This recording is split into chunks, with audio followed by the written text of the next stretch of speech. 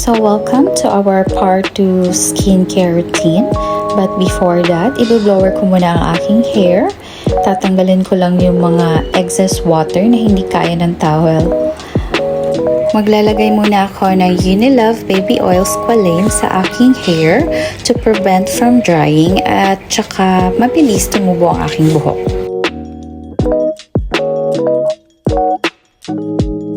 At after taking a bath, nag-lotion ako kanina pero lalagyan ko ulit yung arms ko ng lotion. Yan. Para maging smooth and healthy yung skin at hindi mag-dry.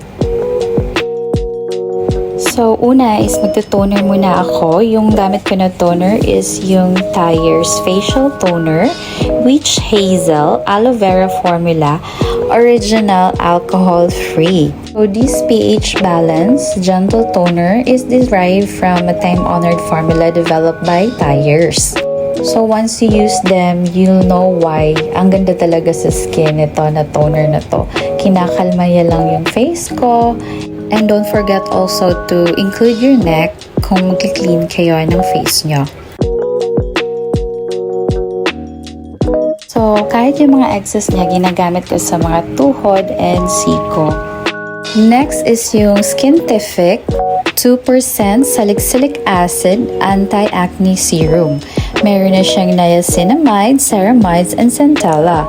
So, it also calms acne and bumps, and it also calms redness. So, since I am an acne-prone skin, so hindi talaga mawawala yung ganitong serum ko. And of course, yung Skintific 5x Ceramide Barrier Moisture Gel has hyaluronic acid, centella, and marine collagen. It lacks hydration, smooth skin texture. So, nahahydrate yung skin ko, guys, since I am a mother, and pag dalawa na yung anak mo, nagdo-dry na talaga yung skin mo. Kaya, kailangan natin gumamit ng ganito for us na hindi magdo-dry agad yung skin natin. So, simple lang naman yung skincare routine ko, guys. And always yung isali yung leeg nyo.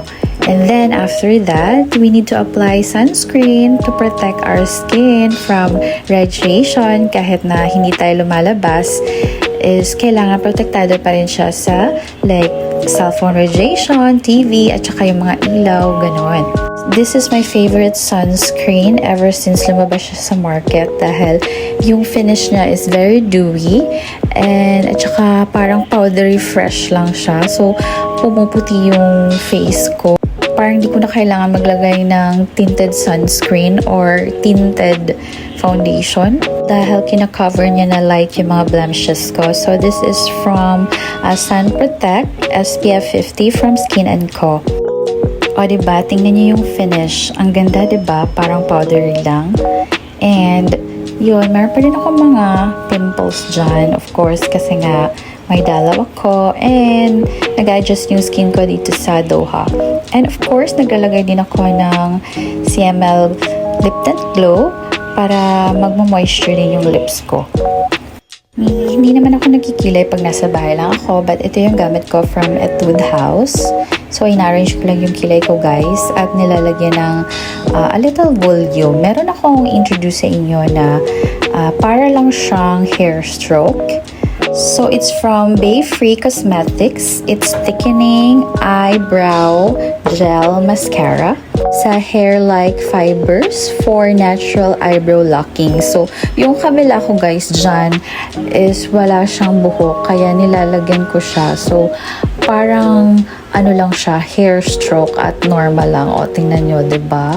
O, hindi siya halata na may nilagay kayo dyan.